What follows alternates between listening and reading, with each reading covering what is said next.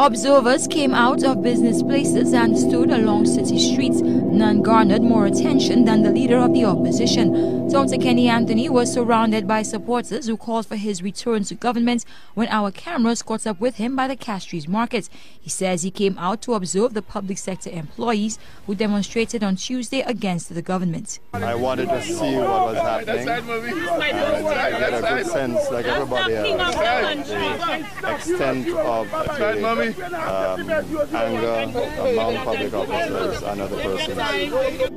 A former president of the St. Lucia Teachers Union was also interested in the turnout. Virginia Albert Poyot demonstrated alongside teachers and applauded their participation. She says public servants have shown their commitment to the cause. That's a good number.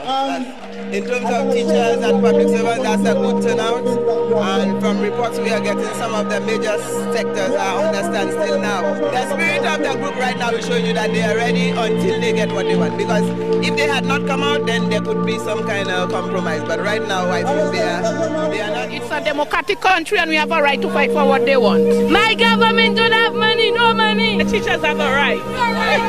They have no right. Dr. Anthony expressed sympathy for public sector employees. He also placed blame for the impasse on the Prime Minister. Similar sentiments were expressed by Albert Poyot, who called out Stephenson King for what she says is disrespect for workers. I really had wished that there was an earlier resolution to this problem, because it could have been resolved with greater flexibility, particularly by the government.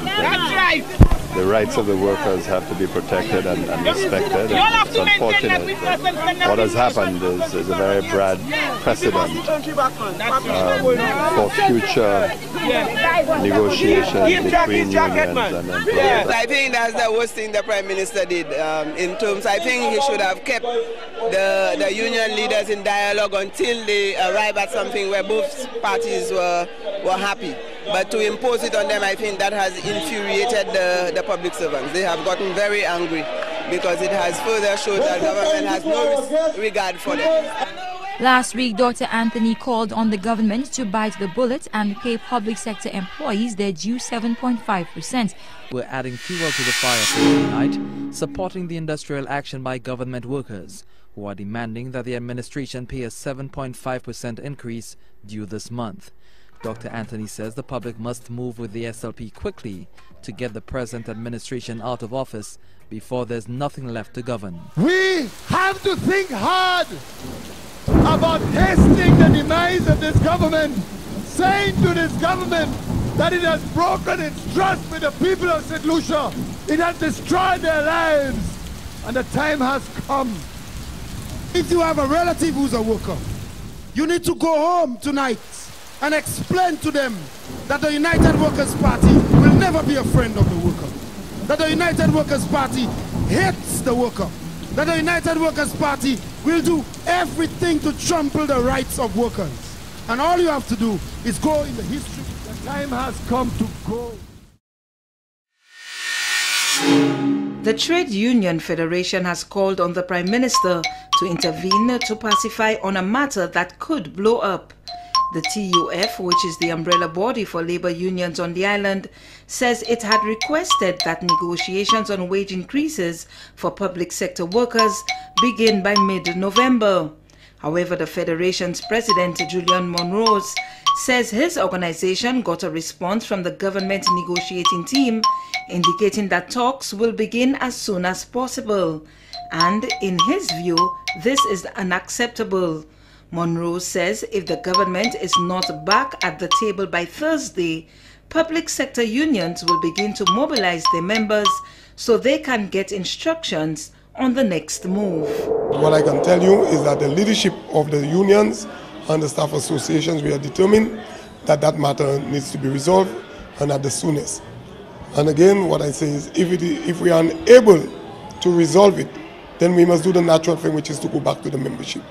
That would be left as to how, when the general membership of the various units will be called, that is left to the leadership of the various trade unions and staff associations. While the Trade Union Federation would not disclose the hike they're seeking, sources close to the negotiations tell us they're seeking for a 24% increase divided equally among the years. The Federation president says their proposal is not unreasonable. Our proposal to government is in keeping with the position that we must ensure that our members are not made worse off and that government can afford.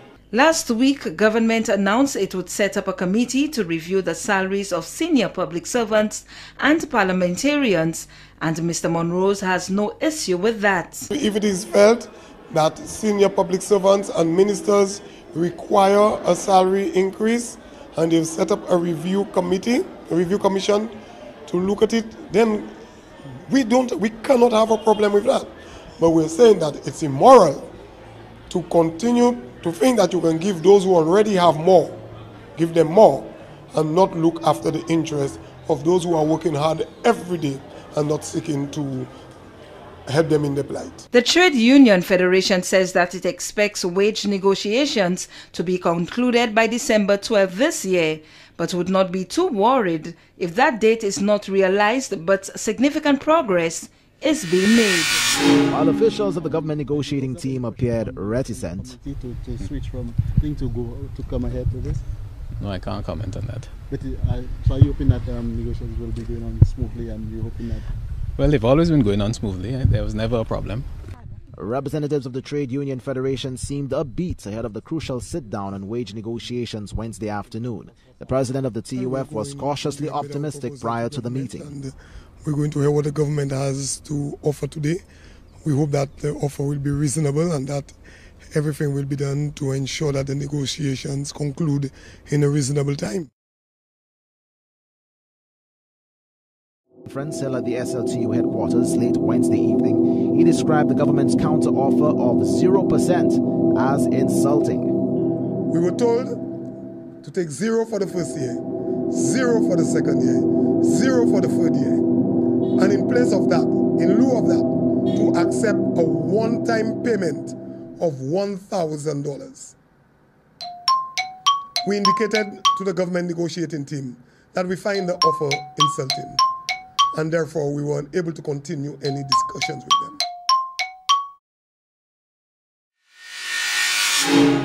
CSA members did not mince words when discussing a proposed wage freeze from the government negotiating team. Meeting Monday morning at the CSA Center, they vowed not to consider what they described as an insulting and disrespectful offer of 0% over the next 3 years with a $1,000 lump sum payment. CSA President Mary Isaac says the government's offer is unacceptable. We never in our wildest dreams fought government, a Labour Party government who's supposed to be caring about workers, who care about worker issues, would come to us with a 000 and a 1,000 lump sum and telling us it could be paid before Christmas if we agree. That is almost like a bribe. You know, it really is unacceptable. That is very unprofessional. There were fireworks at Monday's meeting of the Civil Service Association with its members. The membership agreed to stand by the union's 16% proposal.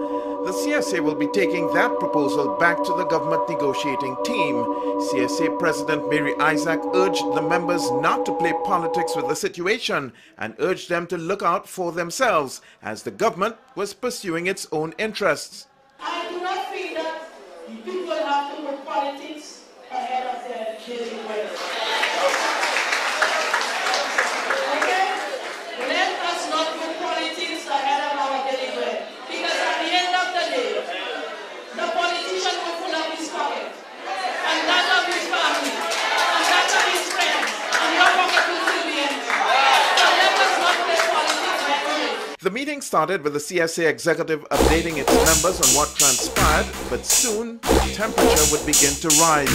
So emotional was one member that without realizing it, he said that the membership would have to take the horns by the bull. He meant, of course, members would have to take the bull by the horn. Reports of a 30% salary increase allegedly being contemplated by government ministers. I say enough is enough. I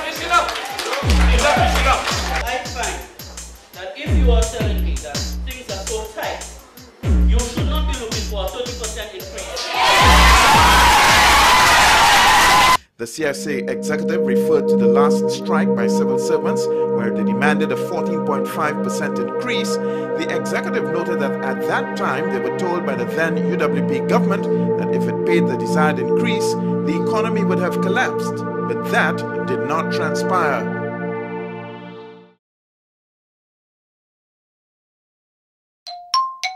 The government negotiating team and the Trade Union Federation met for 3 hours. According to the union, it produced solid evidence to substantiate its 16% wage increase proposal. The union's president says the government team sought clarification on some of the issues brought forward, but made it clear there were no rebuttals.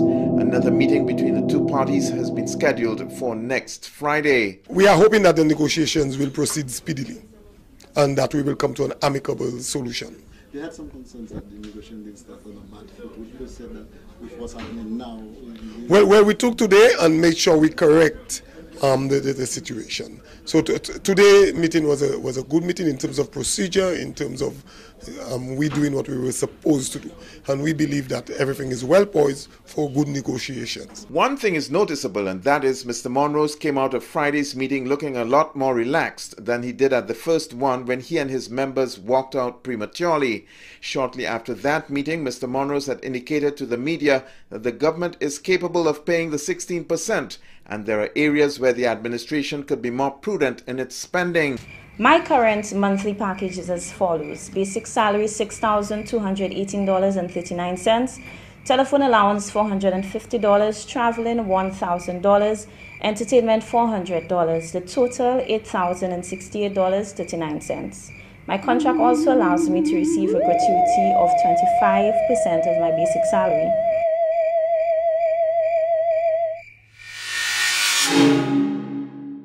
Minister for the Public Service Dr. James Fletcher had to be brought into the negotiations Wednesday afternoon. But the Trade Union Federation says Prime Minister Dr. Kenny Anthony and not Dr. Fletcher has the power to make a difference in the negotiations. On that basis, they want to meet with the Prime Minister. Not even the Cabinet can give any mandate.